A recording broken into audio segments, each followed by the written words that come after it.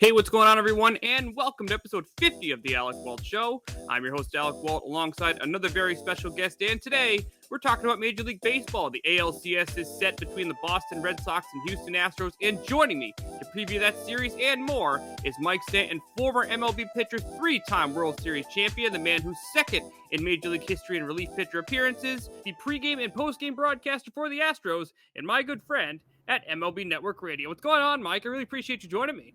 Hey, no problem, Mac. This is fun. I'm glad to be here. So the Houston Astros have advanced in the DS, playing the Chicago White Sox. Give me a quick breakdown of what you saw from the Astros in that series. You guys took pretty easily. Yeah, well, I'll tell you what. When this team is rolling, and this team being the Houston Astros, they are very tough to beat. And, yeah, they dropped a game. The offense didn't show – well, first couple innings it did. You know, they did score 6 runs on 6 hits, but the second half of that game, they just simply didn't do anything offensively at all, and that's okay. That was just one game. I thought that the White Sox kind of messed themselves up by bringing up the accusations from in the past, because the one thing you don't want to do against a good team is you don't want to give them additional motivation. You don't want to poke the bear. Yeah, you don't want to poke the bear, especially when you mentioned this team when they're hot offensively. I'm looking at some of your numbers from that first game. I mean, Carlos Correa hitting 385, Bregman 375, Brantley 368. If you're the Red Sox pitchers going into this series, the beat of your lineup, 3 of the most important players in your order are absolutely on fire right now in the postseason. And more importantly, they're not swinging out of the zone very much. Yeah, one game that they lost, there was a lot of swing and miss. I think they struck out 16 times.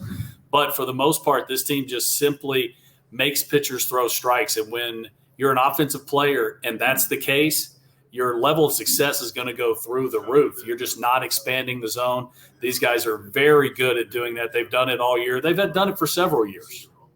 Before we get into a little bit more on the Astros before this series, a lot of people expected the Astros to be a team to make it to the American League Championship Series. One team people really didn't expect to make it there was the Boston Red Sox. Before we move on real quick, how surprised are you that the Astros' opponent in this series is the Boston Red Sox? Well, I'm not shocked. I'm a little surprised only at how they played, down the stretch. But it's really about once you get in, it's about what team gets hot. We know this is a quality team. They were leading the American League East, basically through the whole first half of the season. Then they hit the skids. They had pitching issues. They had health issues. But you still knew they were a pretty good team, and they've gotten hot, and that's really the key. I'll tell you what, Fenway is a very difficult place to play, as is Minute Maid Park for the Astros. So there is a distinct home field advantage for both teams. So we've talked a lot about hitting. I do expect this series to be pretty high scoring at times, but you guys are dealing with some pitching injuries. Lance McCullers, give me an update on what's going on with McCullers and if we could expect to see him in this upcoming series. Well, I really don't know. The Astros are pretty good at keeping things very close to the vest, and I really haven't seen any reports or anything. He was throwing the ball okay the other night, I guess, was it last night? But, he only goes 4 innings. So I don't know what the if there's anything wrong, why he was taken out of the game. There's some question there. So we'll just have to wait and see. We get closer to the actual series starting, closer to when he can pitch, exactly what the Astros come up with. So if McCullers is not around, who are some options you could see picking up some big innings in some of these starts here for the Astros? Well, the first one's going to be Zach Greinke. The veteran guy, he doesn't throw hard, but he absolutely knows how to pitch. And if he is getting ahead in the count, he can be very, very tough against, really anybody. He did struggle down the stretch against right-handers, but, he had an outing there at the end of the season. He had a minor league rehab outing, and then he had a big league outing that he actually looked like regular old Zach. Jose Urquidy, another one. Didn't pitch in the last series. He was supposed to start game 4, but with the rainout, they were able to bring Lance McCullers Jr. back early. He's another guy that I trust completely. The guy is a big game pitcher. He throws strikes like crazy, and he knows how to change speeds. And for as young as he is, 25, 26 years old, much more advanced as far as his approach, his ability to read swing. So, those would be the two guys, right off the top of my head that would actually get, it's going to go to a 4-man rotation. So one of them is definitely in. If Lance can't post, then the other guy would be in also.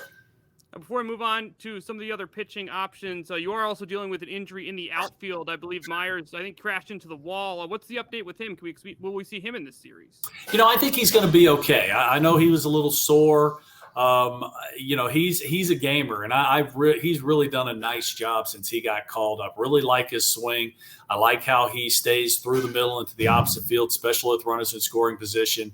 The Astros player development side of it, they've done a really nice job of how to give these guys approaches in the minor leagues that they can carry with them to the big leagues. You've seen the same thing with Chas McCormick. Jordan came up a couple years ago, and he was an absolute beast. And, yes, they're very talented, but they've been able to harness the mental side of it so they can be productive once they put on the big league uniform. So bullpens are going to be huge in this series like they are in every series in the postseason. Just give me an update on the state of the Astros bullpen. How are they looking heading into the series against the Red Sox? Bullpen's okay. I mean, there's always some question marks. Kendall Graveman's a guy that is a little bit of a head scratcher. He had a good second half of the season once he got traded over. It wasn't great. Now, he was absolutely incredible prior to the trade at the trade deadline. He hit Jose Abreu last night, and you look at it, and it was absolutely. I know it ticked Tony La Russa off, but it always ticks Tony off when one of his players gets hit. But it was absolutely not on purpose. Sometimes he just doesn't exactly know where that fastball is going, and especially when it gets up and in on a hitter, it gets a little dangerous. So there's always questions, but it's going to be same thing. It's going to be who gets hot, even in the bullpen, and who can you ride? You go back to 2017, A.J. Hinch really rode the starting pitchers that were in relief because there were both guys in the bullpen that were fatigued and he didn't really trust.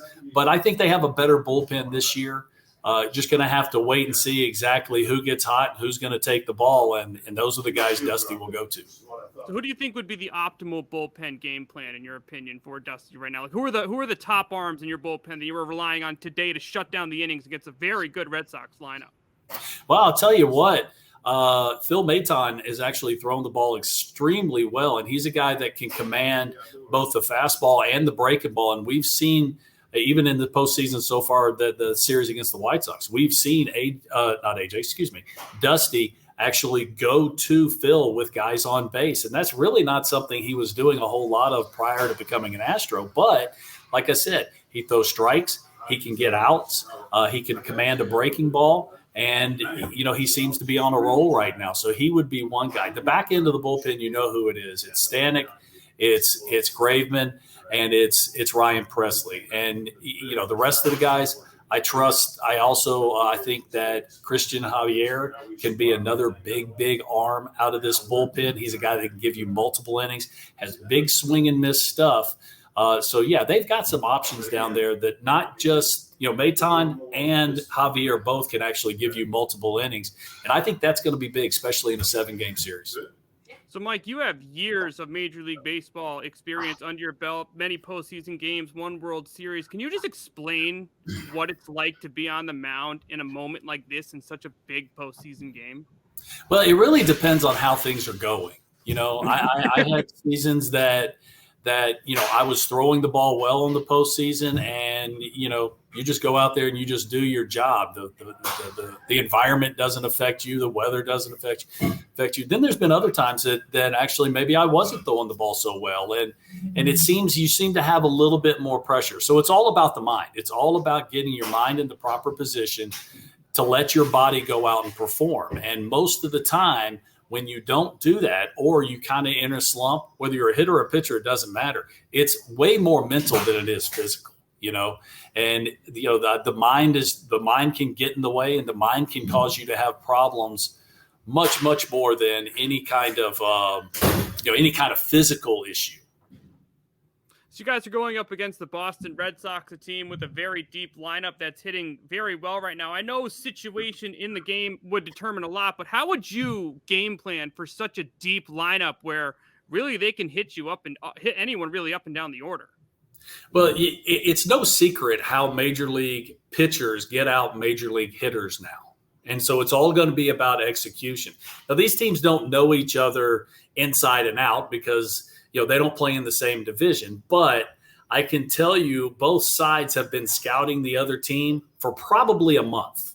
Yeah. And so they've got all the information. There's really no secrets here. And if you want to get down to one statement, just one, it's going to be command of the breaking ball. If you can command your off-speed stuff, if you can command a breaking ball both in the zone and down out of the zone, now all of a sudden you're going to have some success. It's not going to be about fastball command is very important also. It's really the combination. But if a pitcher can command his off-speed pitch, at least one, if he can command two, he's probably going to dominate. But if he can just do one, then he's still going to have some success because now that gets him off the old number one, the fastball.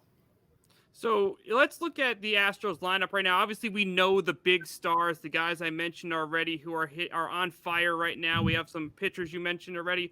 If you had to pick your X factor in the lineup and your X factor either in the rotation, in the bullpen, you can pick both if you'd like to. Who would you say are those X factors in this series upcoming for the Astros?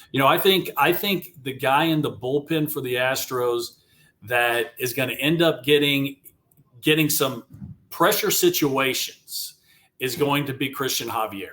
I really do. I think because he's got swing and miss, he's got a really good riding fastball, and he's got one of the best sliders in baseball. If you go look at the numbers, look at the swing and miss, look at the hard hit rate. The slider is very, very good. So with that combination of the riding fastball and the slider and the ability to go multiple innings, I think you're talking about a guy that's gonna have some big chances.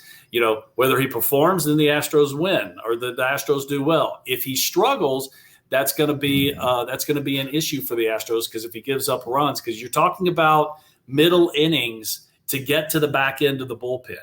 Offensively, man, this offense is so stacked. Yeah. I mean, it's really difficult to say one guy, but Yuli Gurriel, who won the American League batting championship, the batting title.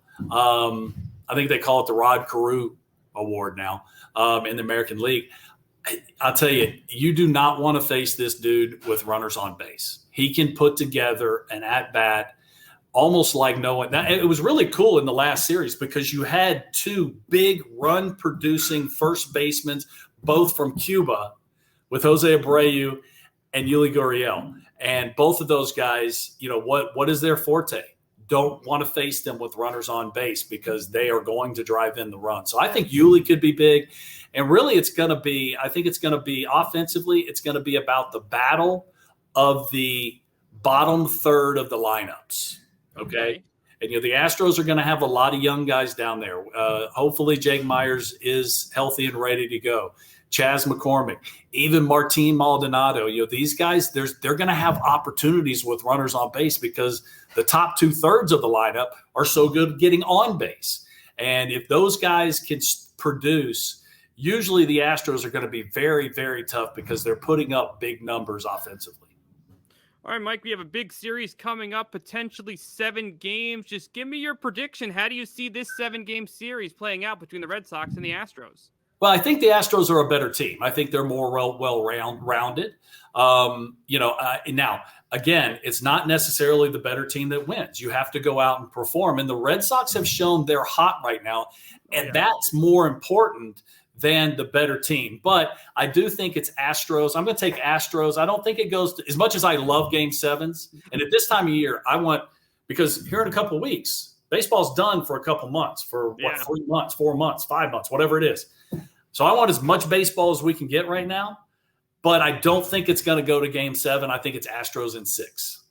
All right, Mike, before I let you go, how can our listeners here keep in touch with you on social media and listen to you when you're on MLB Network Radio or when you're covering Astros games? Okay. On Twitter, it's Mike Stanton 29.